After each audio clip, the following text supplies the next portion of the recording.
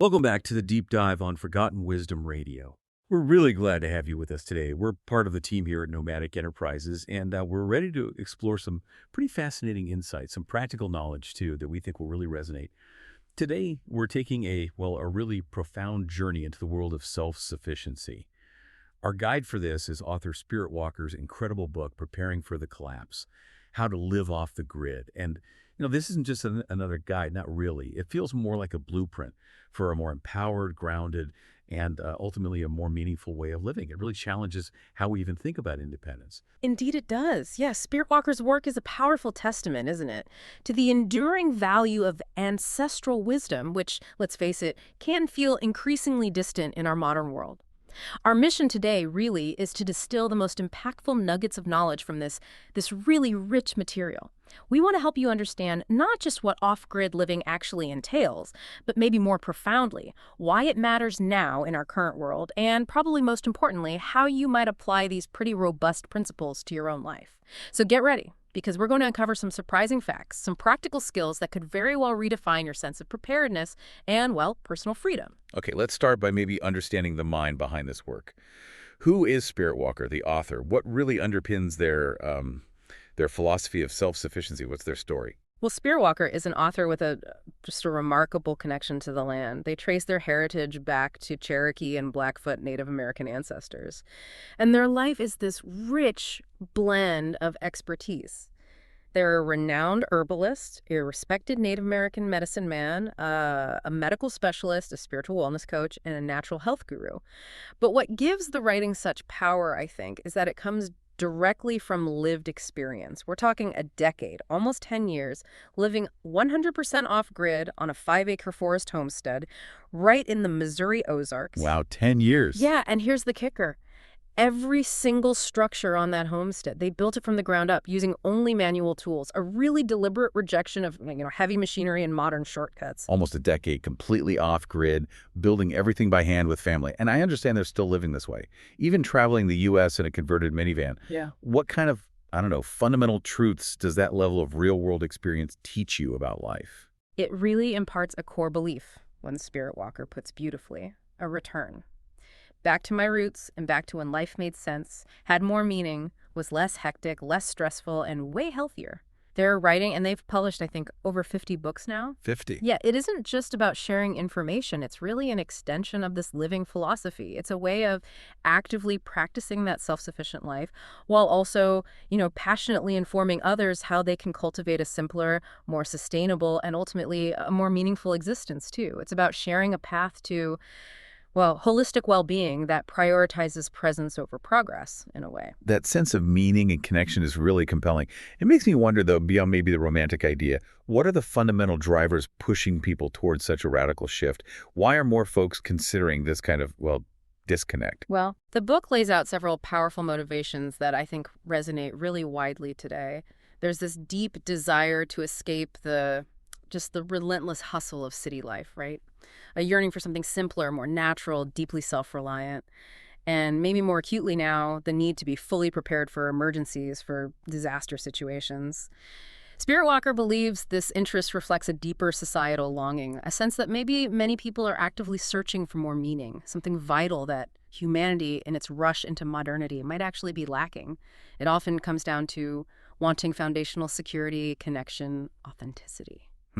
And that blog post title they wrote, not if, but when will you be ready? That certainly hits home with a real sense of urgency. What exactly does Spiritwalker mean by living off the grid in a way that truly prepares someone for, anything? Right. That title isn't just for show. It's a fundamental challenge. For Spiritwalker, living off the grid goes way beyond just sticking a few solar panels on your roof. It's about a complete intentional disconnection from all the traditional systems.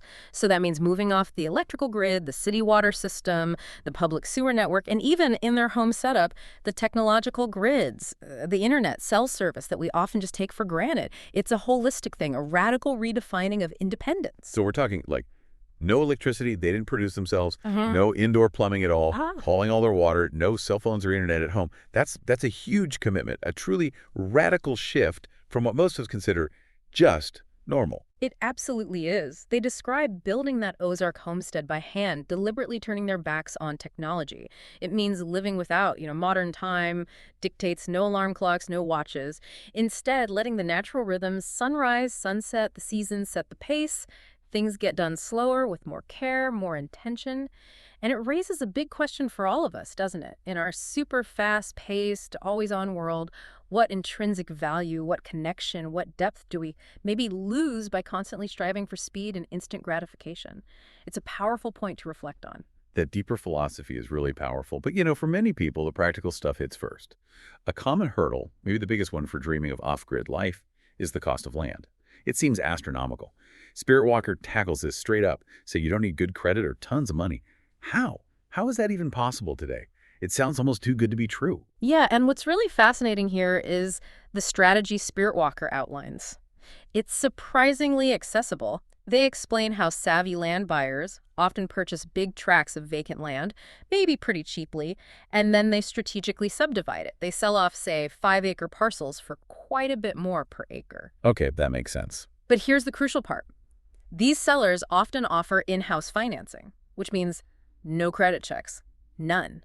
It completely bypasses the traditional banks and all their hoops you have to jump through. No credit checks. Yeah. Seriously. So you're saying for maybe around $500 total, that's down payment and closing costs, you could actually own land Yeah. and start living on it almost right away. Pretty much. With payments maybe not even due for 45 days in these 15 or 30-year deals, that really does make land ownership and that off-grid dream suddenly seem possible for a lot more people. It kind of democratizes it. Precisely. Yeah, Spiritwalker mentions specific examples like websites www.ozarkland.com and www.onlinelandsales.com, and they say similar deals pop up in places like Colorado and Georgia, too. The whole process can be incredibly streamlined, sometimes done entirely online, over the phone, through the mail, maybe in just an hour. You can even use prepaid credit or debit cards sometimes, and some places are even taking Bitcoin now. The book really emphasizes there's no hidden catch. It's the appealing simplicity that draws people who are really committed to this lifestyle. And Spiritwalker makes this really bold statement, right? After you taste living off grid in the peaceful country, you will not want to return to society. What do you think it is about that experience that makes someone say something so definitive? I think it must tap into that deep yearning for peace, for self-reliance we talked about. It's such a stark contrast to the constant demands of modern society.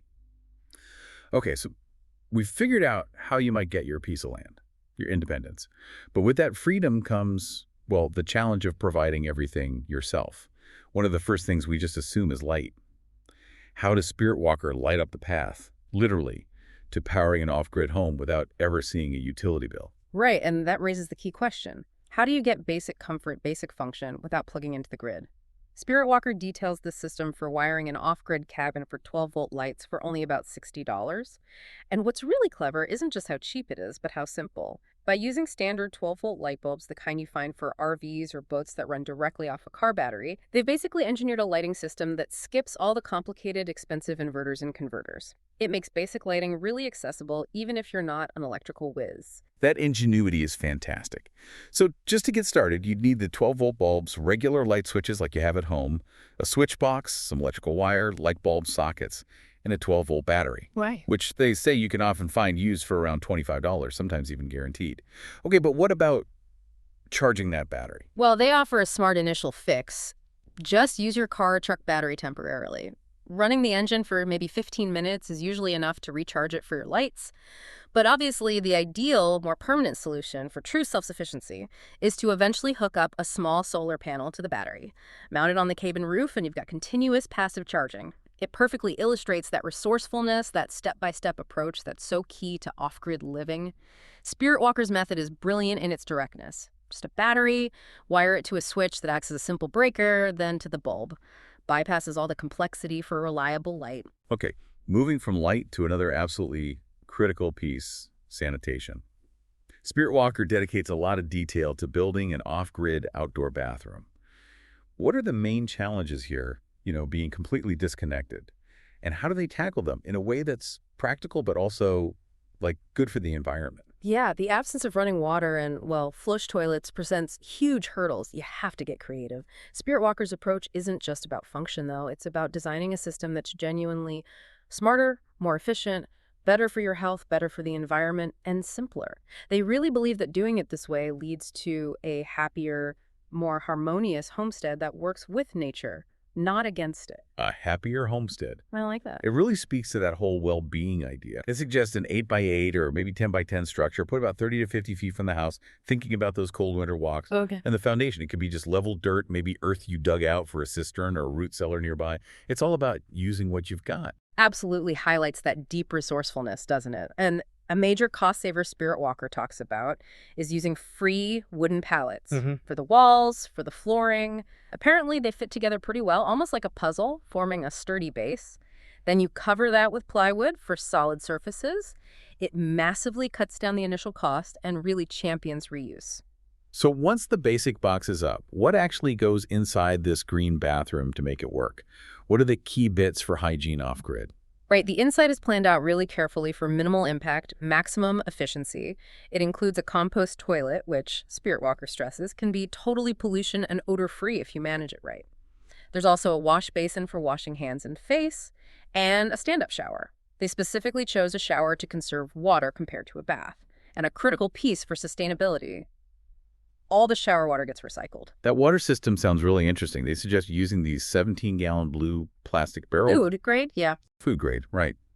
Even mentioning finding some that used to hold vanilla extract. Oh, yeah. How does that work? How do you get power and heat to that water off-grid? It's pretty ingenious. They build a little extension room right next to the main bathhouse. This houses the water tanks plus a battery box, a power inverter, and a water pump. A small 15-watt solar panel stuck right on the bathhouse roof keeps the battery charged. And for warm water, get this, small 5-tank heaters dropped right into the water tanks. You just flip a switch inside the bathhouse when you want a warm shower or wash. It's a perfect example of practical, off-grid ingenuity using simple parts to create a reliable utility. And the recycling part of that water system is clearly key for sustainability, for managing resources responsibly on the homestead. Absolutely. After you shower and wash your hands, that gray water doesn't just go down the drain and disappear. It flows through a PVC pipe about 20 feet away into a separate non-potable cistern. Then, that collected water can be used for watering the garden, provided, of course, you're consistently using biodegradable, eco-friendly soap. That's crucial. Plus, they add another layer. Gutters on the bathhouse roof collect rainwater, filling a big 300-gallon tank, the kind you might find cheap at a farm auction, maybe $75. That big tank then feeds the smaller shower tanks in the gray water cistern. They even include a sump pump for a garden hose connection. It creates this truly comprehensive, self-sufficient water system. And all for, they say, less than $1,000. That's just incredible planning and resourcefulness, building things cheaply, efficiently. It's such a running theme, really empowering. They even describe building a storage shed for under $200. And apparently, it's sturdy enough it could even be used as a small cabin. It just speaks to that philosophy of making do. It really demonstrates how you can use readily available, often free materials to drastically cut costs. The main things they actually paid for on that shed were essentials. The metal roof, some 12-foot 2x4s for roof supports, plexiglass for windows and door hinges. Spiritwalker really emphasizes reusing nails, painstakingly pulling them out of the pallets themselves. Wow. It's not just saving money, it's embodying that zero-based idea where every single resource has value. That's dedication. The book talks about how to find your jackpot of these old wooden pallets from local businesses, places that are often just happy to get rid of them for free. They detail laying a 9x12 floor with 9 pallets, raising it up on rocks or cedar logs so it doesn't rot, then covering it with more pallet boards. It's really clever. And the walls are just stacked, offset pallets too, leaving gaps for a door and windows. The roof's sloped, naturally for rainwater collection, and for waterproofing. Simple, affordable stuff. Either a mud cob mix that's just clay, sand, straw, water, or basic black tar paper. It really shows you can get sturdy, functional buildings with simple manual work and recycled stuff. It's the spirit of self-reliance and, frankly, environmental responsibility right there. Spiritwalker pushes it even further, talking about a $0 chicken coop. How on earth do you build something like that for literally nothing? What's the secret? It really boils down to just extensive, smart use of those free wooden pallets again. About 18 of them, they figure, for an 8x12 coop with 6-foot walls. The only actual money spent mentioned for the structure itself. Heavy-duty door hinges and some screws. It just shows the incredible leverage you get from reclaimed materials and a bit of know-how. They suggest no floor in the coop, just dirt. Oh. Why? Most coops have solid floors, right? Easier to clean. What's the thinking there? Yeah, that's a good question. It definitely goes against the grain a bit. Spiritwalker explains that a dirt floor actually allows beneficial bacteria to grow in the litter. This helps support the chicken's immune systems, especially in winter. It also creates a natural habitat for bugs and worms, so young chicks can learn to forage from their mom even if the weather's bad outside. Plus, a dirt floor avoids the wood rot you'd get from wet chicken manure on a wooden floor, and it lets the chickens do their natural scratching thing. Finally, they just shovel dirt up against the base of the walls outside to keep water and critters out. It's a really holistic approach to the bird's health and coop maintenance. They also really highlight the constant need to protect chickens from predators. There's a pretty vivid story about an owl attacking guinea fowl. And snakes. Get this quote. Snakes apparently live to eat chicken eggs and chicks whole, and then lay in the chicken nesting boxes and rest. That paints a very real picture of the vigilance needed, doesn't it? It absolutely underscores the raw, practical realities, the constant effort involved in keeping livestock safe. So the coop's built with those stacked, offset pallets, but any gaps are meticulously covered with extra pallet boards specifically to keep snakes out. Windows are framed in for light and airflow. The roof, scrap 2x4s and corrugated metal sloped for rainwater collection. Inside, they build sturdy roosts from timber and this clever triple-shelf nesting box set right on the ground, giving chicks places to hide. It shows really thoughtful design focused on the animal's actual needs and security. Even the little details are insightful, like chickens just knowing a new building is their coop and needing to cover it at night to protect from owls and things. It shows a real understanding of their behavior. Right. And shifting focus just a bit from the main structures, Spiritwalker also shares these incredibly resourceful ways to handle daily hygiene, washing hands, dishes, clothes, all completely off-grid, no modern conveniences. It means totally rethinking your daily routines. Yeah, with no running water, you really have to innovate every single step. How do they manage basic stuff like washing hands and dishes? Innovation is definitely the word. For hands and dishes, it's back to basics. A simple wash basin. Water's heated either on the wood-burning stove or over an open fire outside. Always using biodegradable soap. That's key for the environment.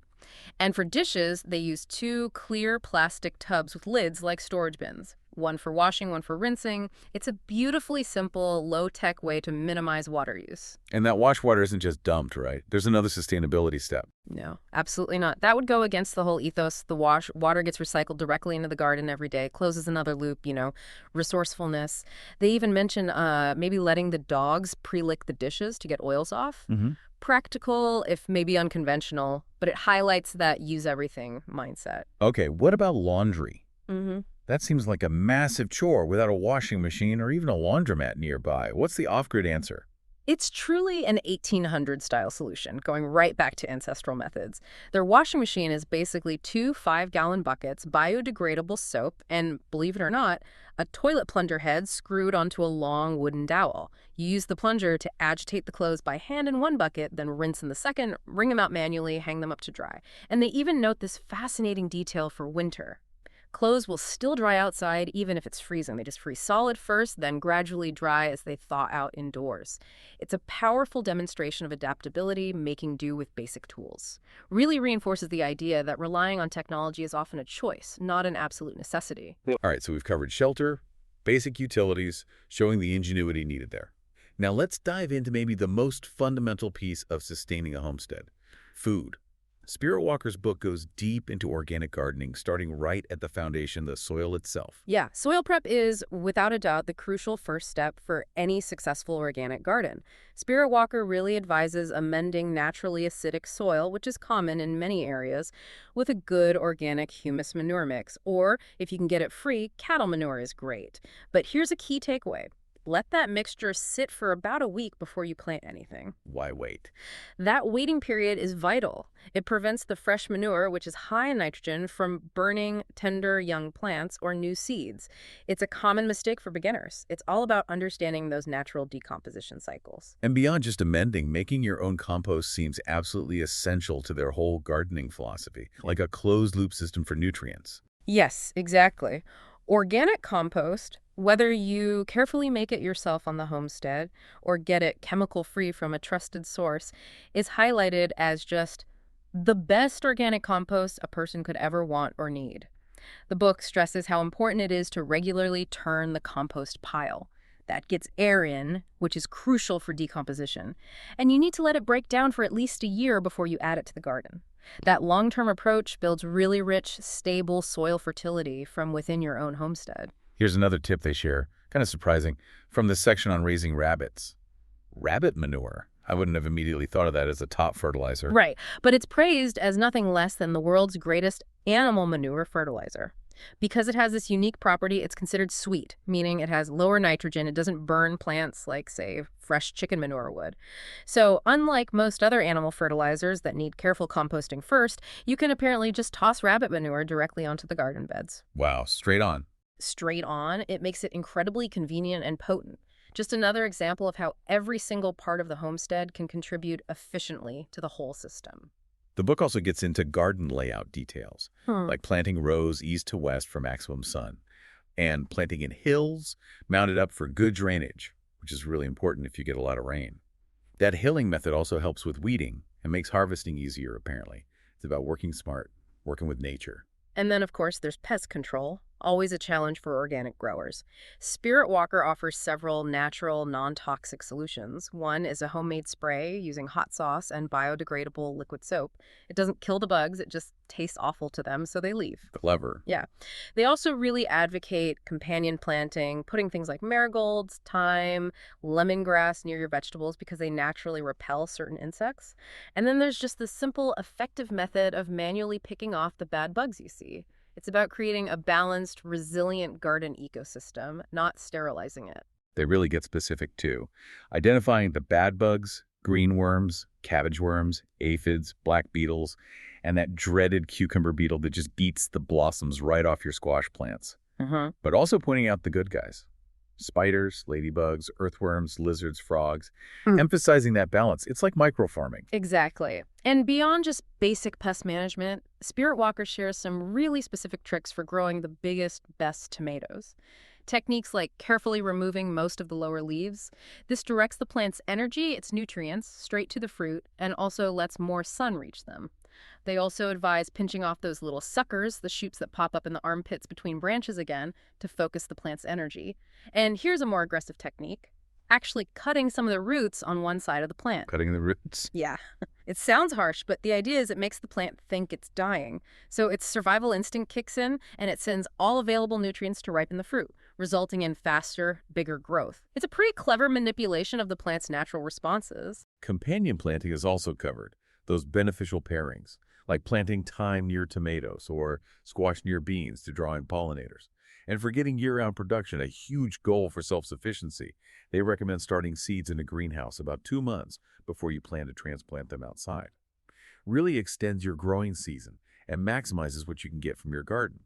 Okay, let's switch gears from plants to protein. This brings us to what Spiritwalker calls the absolute best investment for food, rabbits. Why rabbits? What makes them such a cornerstone of their self-sufficiency strategy? Well, the insight here is leveraging livestock with really high yields and short cycles, like rabbits. It's not just efficiency, it's about setting up a foundational protein source that renews itself rapidly. That's a critical, often overlooked piece of true food security on a homestead. The book really hammers home their incredible efficiency, calling them the fastest converter of feed to food in the world. Spiritwalker points out that a really small initial investment, maybe just $16 for a doe and a buck, can potentially yield hundreds of babies over their lifetime. They can breed basically every 30 days and have litters anywhere from 8 to 20 babies each time. That fast reproduction makes them just an unparalleled food source for a homesteader. That's an incredible return on investment for food security. And they even claim rabbits are virtually maintenance-free. That sounds almost too easy for raising animals, which usually takes a lot of work. Well, virtually might be slightly optimistic, but they do require surprisingly little upkeep compared to, say, chickens or larger livestock. If you have properly designed cages, the kind with wire bottoms, the droppings and urine just fall through.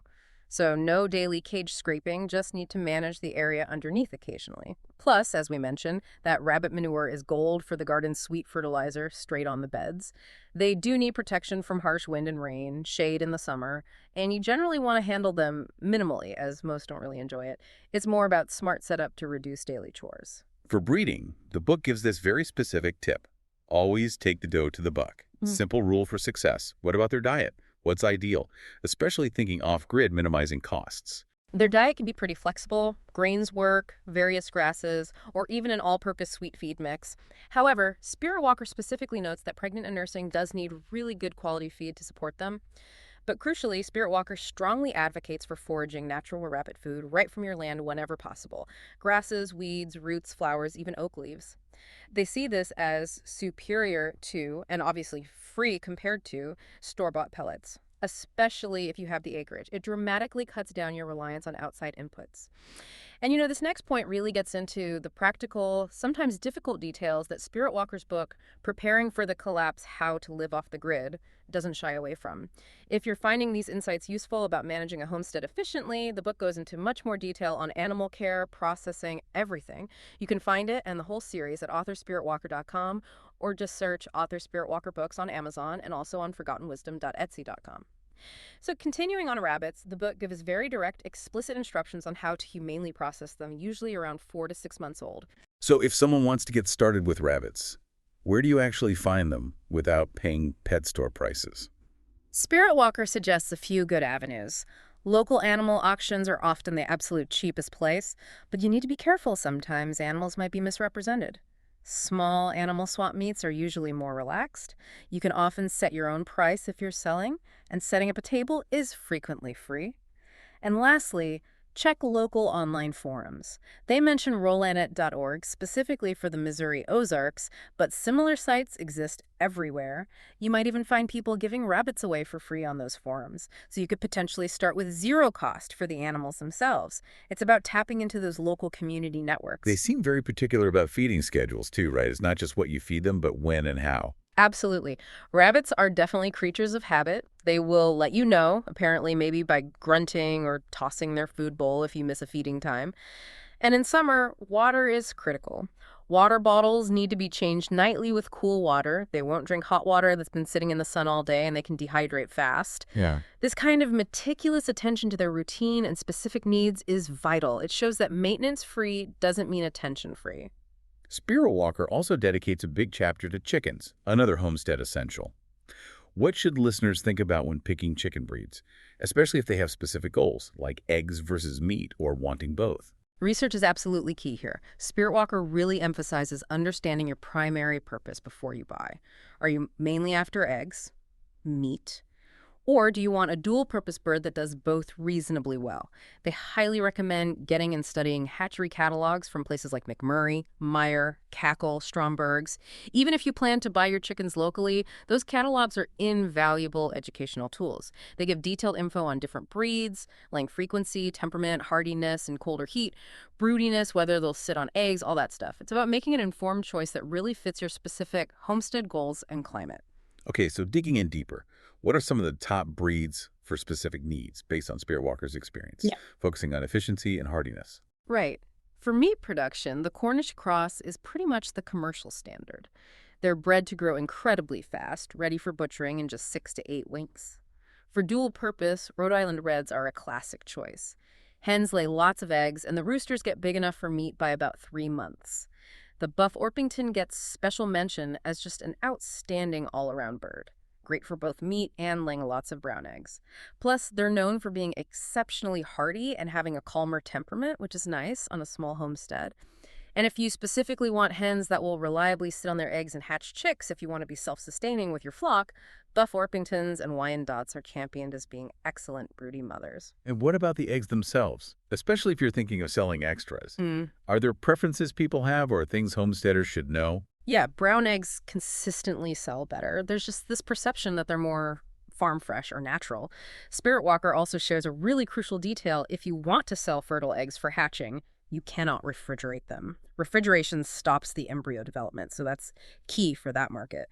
The book even touches on older traditional methods for preserving eggs for months, up to 9 months apparently, which is a super valuable skill for ensuring you have eggs even when hens slow down laying in winter. So how do you actually get chickens initially? Whether you want chicks or maybe already laying hens, how do you source them without breaking the bank? Several practical options are laid out. You can order day-old chicks through the mail from hatcheries. They often send a few extras to cover any potential losses during shipping. Local farm auction barns are another source, but again, caution is advised. Double-check counts and breeds. Make sure you know what you're getting. Small animal swap meets offer that more relaxed, local vibe. You can often find good deals, talk directly to the seller, maybe even trade. And again, local online trading sites or forums are great for finding chickens locally, sometimes even for free. It fosters that local exchange. Spiritwalker really emphasizes free-range chickens as being superior. Why is that? What are all the benefits compared to keeping them penned up, especially thinking self-sufficiency? Oh, numerous advantages that directly help the homestead thrive. Free-range chickens are described as just healthier, happier, and way less prone to illness, largely because they get more exercise and can forage for a much more diverse diet than just commercial feed. They produce better tasting eggs more often, too. Letting them roam means they find a lot of their own food bugs, worms, grass, seeds, which significantly cuts down your feed costs. That's huge. Plus, they're surprisingly smart. They learn to return to the coop on their own at dusk for safety. That simplifies management for the homesteader, less daily chasing around. And if you connect this to maybe making a little money, marketing your eggs and chickens means checking local prices. Spiritwalker notes that in their part of the Missouri Ozarks, duck eggs might go for $3 a dozen.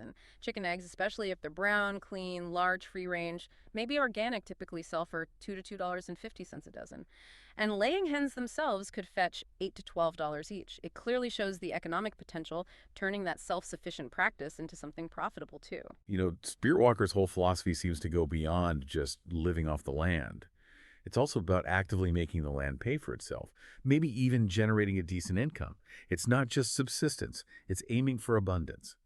What are some of the really ingenious ways they suggest for making money directly from your property using its resources? Yeah, that's a really important question for anyone considering this lifestyle. How can your land actually become a source of income, a gold mine?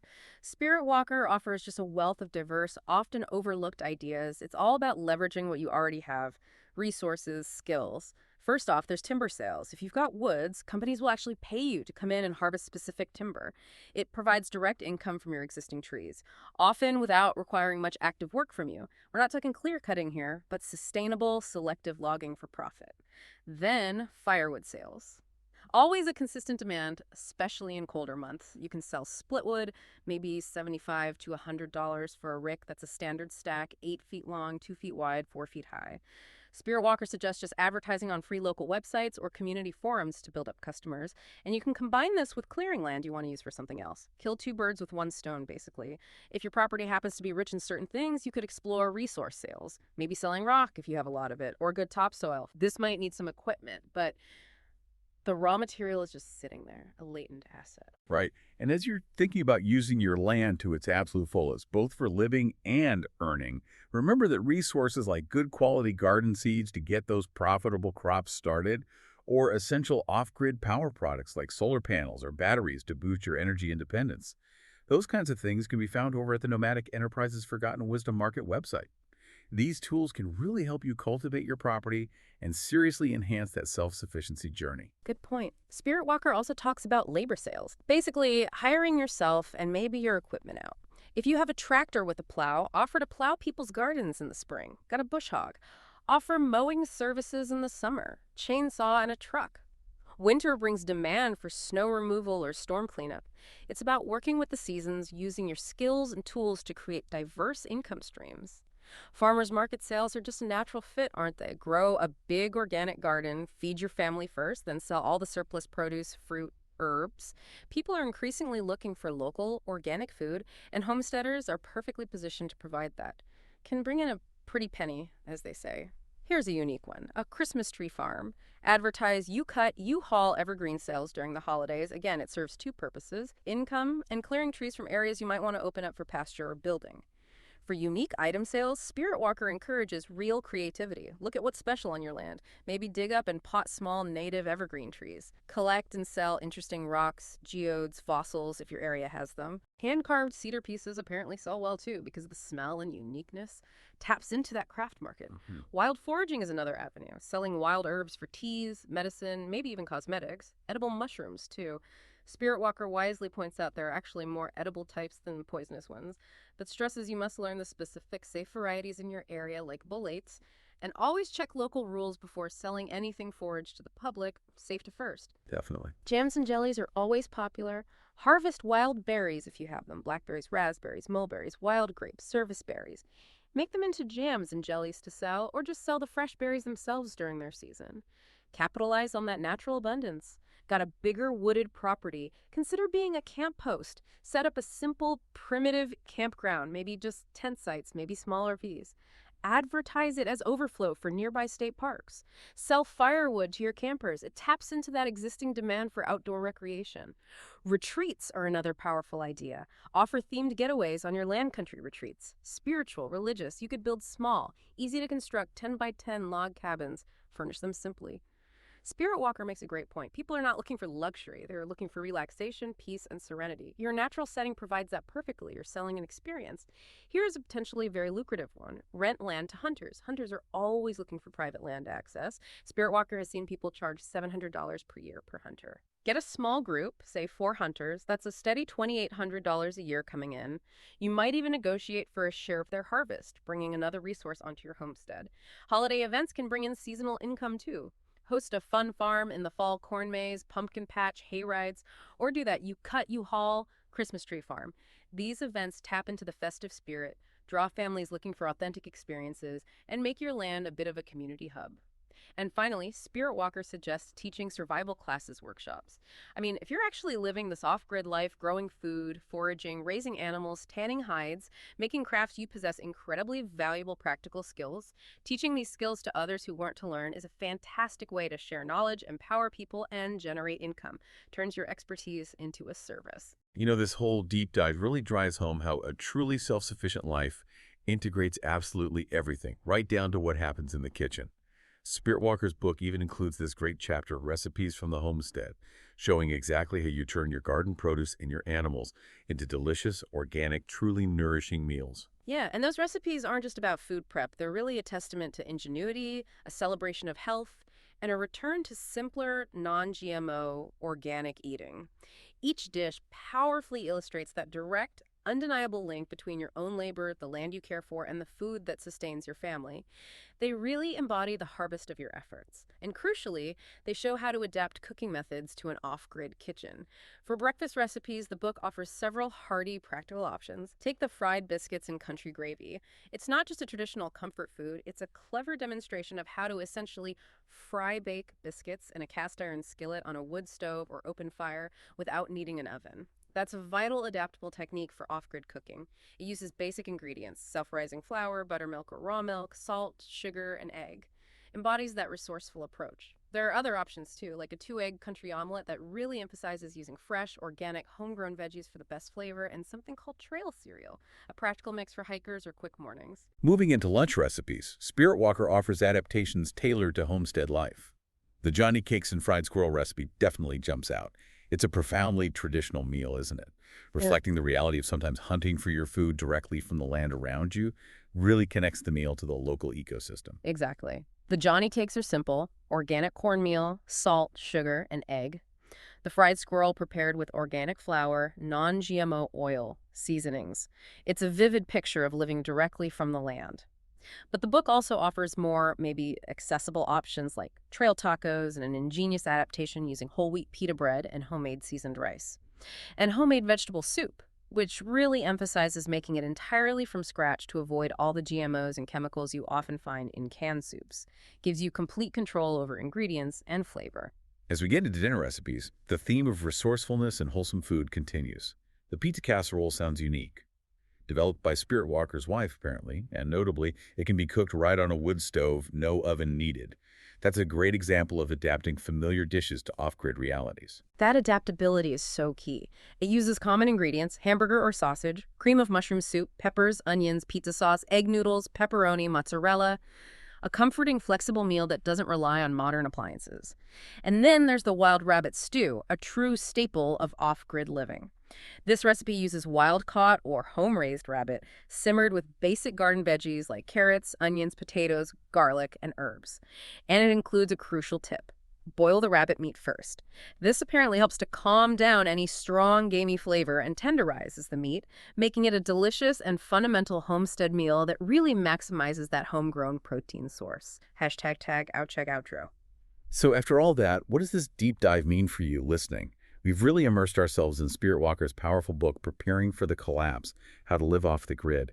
We've touched on everything from the core philosophy, the practicalities of getting affordable land, building essential off-grid structures, those innovative bathrooms, sheds producing your own food through organic gardening and raising small animals, and even generating a sustainable income right from your own property. Yeah, this whole exploration offers more than just, a set of instructions. It really provides a tangible pathway toward greater self-reliance, a profound sense of personal empowerment, and maybe most importantly, a deeper, more intimate connection to the natural world around us. It challenges all of us, I think, to critically reconsider our relationships with technology, with convenience, and with the vital resources that actually sustain our lives. It's a call to really examine the true costs and benefits of modern comforts versus genuine independence. What aspect of this forgotten wisdom, maybe it's one thing, will you rediscover to empower your own life, to build more resilience, more meaning into your daily routine? If you're feeling inspired by all this, if you feel ready to maybe start your own journey toward greater self-reliance, or just want to gain more practical hands-on skills for navigating whatever the future holds, Spiritwalker's book, Preparing for the Collapse: How to Live Off the Grid, is just an invaluable guide. It's the first book in a whole comprehensive series designed to equip you for a more independent life.